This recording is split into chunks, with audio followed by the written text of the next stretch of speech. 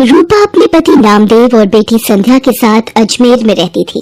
पति की नौकरी भी ठीक थी, 2 कमरों का अपना मकान भी था। रूपा ने संध्या को भी अच्छे स्कूल में डाल रखा था।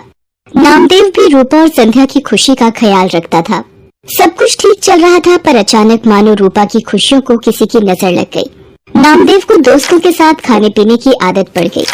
वो अक्सर पार्टी करने के बहाने दोस्तों में शराब पर पैसा बहाने लगा। नामदेव रोजाना आधी रात तक नशे में चूर घर लौटता था। एक दिन, आपने लौटने में बहुत देर कर दी। आप रोजाना शराब पियोगे तो आपकी सेहत को नुकसान होगा। मुझे उपदेश मत दे, और मेरी डॉक्टर बनने की जरूरत नहीं है, ठीक है ना? मैं अपने दोस्तों के साथ जाता हूँ, तो तुझे क्यों तकलीफ हो रही है? मैं रोज पीऊंगा। तुझे यहाँ नहीं रहना तो चले यहाँ से, चल। नामदेव की ये गंदी आदत बढ़ती जा रही थी। हर समय नशे में रहने की वजह से वो दिन में सोता रहता था, इसलिए उसे नौकरी से भी निकाल दिया गया।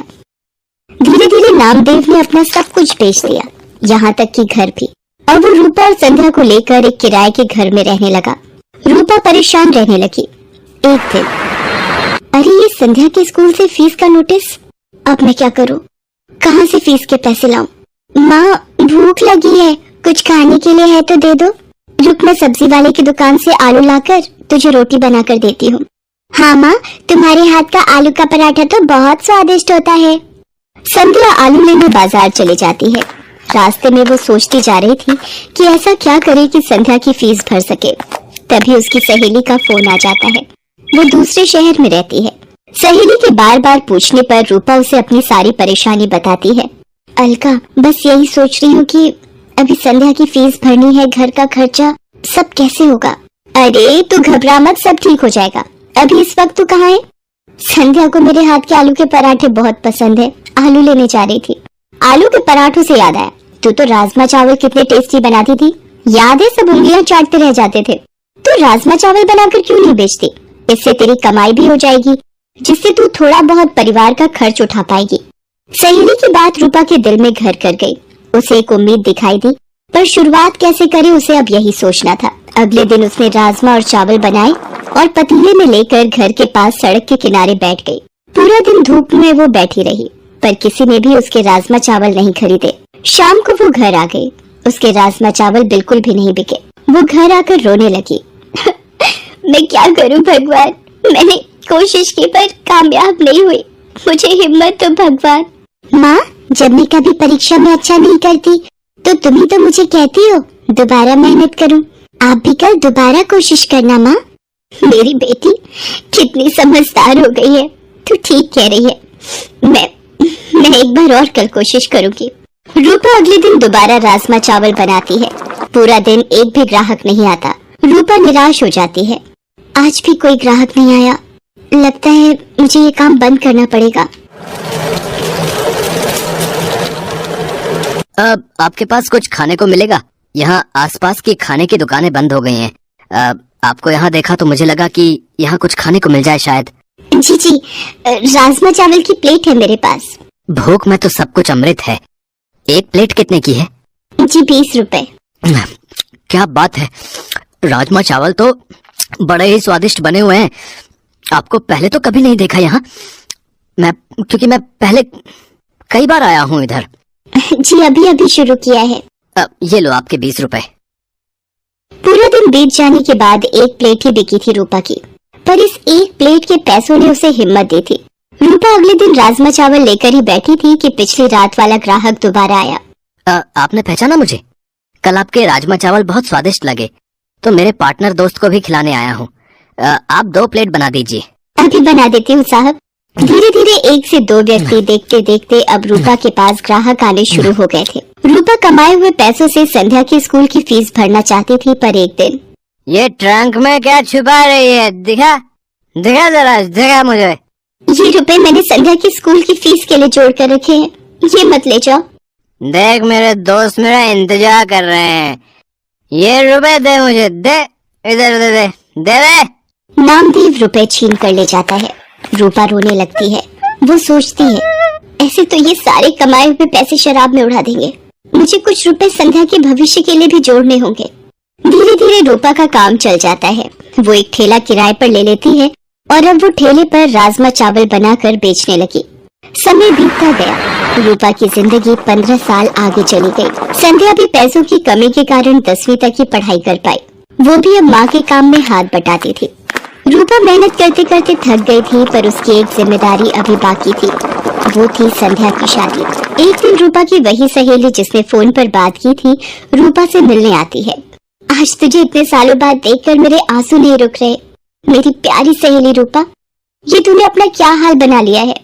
गरीबी के थपेड़े तेरे चेहरे पर आई झुर्रियों में बयान हो रहे हैं। अरे तू बैठ अलका, संध्या से मिल। ये मेरी बेटी संध्या है। संध्या, ये मेरी मेरठ वाली सहेली अलका। अलका मौसी, माँ आपको बहुत याद करती हैं। रूपा, मैं इसलिए तेरे पास आई थी कि एक अच्छे घर का रिश्ता है। संध्या भी वहाँ खुश रहेगी। अलका, अगर मेरी ये जिम्मेदारी पूरी हो जाए तो मेरे लिए बहुत खुशी की बात है। ठीक है, फिर मैं बात कर लेती हूँ लड़के वालों से। रूपा को तसल्ली हो जाती है कि संध्या की शादी हो जाएगी। एक गरीब बेटी की शादी करना गरीब की सबसे बड़ी चिंता होती है। रूपा की सहेली अलका रिश्ता पक्का कर देती है। रूपा को ये था कि संध्या की शादी के लिए पैसे जोड़ने हैं, इसलिए वो सुबह जल्दी जल्दी उठकर ज्यादा खाना बनाने लगी। सुबह से लेकर रात तक ठेले पर खड़े रहना। एक दिन रूपा को चक्कर आता है और वो गिर पड़ती है। संध्या चिल्लाती है, माँ, माँ आंखें खोलो माँ, मैं अभी डॉक्टर को बुला कर लाती हूँ। I am sorry, she is no more. Body से ज्यादा काम लिया है इन्होंने। कमजोर शरीर ये झेल नहीं पाया, इसलिए बीपी बढ़ गया और हार्ट अटैक आ गया। संध्या की तो मानो जिंदगी ही रुक गई। उसकी माँ चली गई। वो बिलक बिलक कर रोने लगी। तभी नामदेव आ जाता है। वो भी मरी हुई रूपा के आगे रोने लगता है। संध्या उसे कहती है, बापू, मेरी माँ के शरीर को हाथ मत लगाओ। आज आपकी वजह से मेरी माँ इस दुनिया से चली गई। मुझे माफ कर दे मेरी बच्ची, मैंने ये क्या कर दिया प्रभु। रूपा, मुझे माफी मांगने का मौका भी नहीं दिया तूने। मेरे पापों के कारण तू चली गई। संध्या माँ की याद में दिन भर उदास बैठी रहती थी। नामदेव भी अब संध्या की चिंता में परेशान रहता था। वो कोई काम ढूंढने भी क्या जाता। सब उसकी पुरानी बुरी आदतों को जानते थे, इसलिए काम नहीं देते थे। एक दिन अलका रूपा से मिलने आती है और उसके मरने की खबर सुनकर वो भी बहुत दुखी होती है। वो नामदेव को संध्या के रिश्ते की बात बताती है। देखिए नामदेव जी, अब मेरी सहेली रूपा तो नहीं रही, पर संध्या की शादी की जिम्मेदारी अब आपको निभानी है। लड़के वाले जल्दी ही शादी करना चाहते हैं, आप सोचकर जवाब दे देना। अलका के जाने के बाद नामदेव सोच में पड़ जाता है कि उसके पास तो एक पाई तक नहीं जो वो संध्या की शादी कर सके।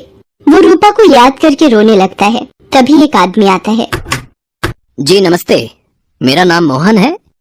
रूपा जी के बारे में पता चला, सुनकर बहुत दुख हुआ। आपको कुछ काम था रूपा से?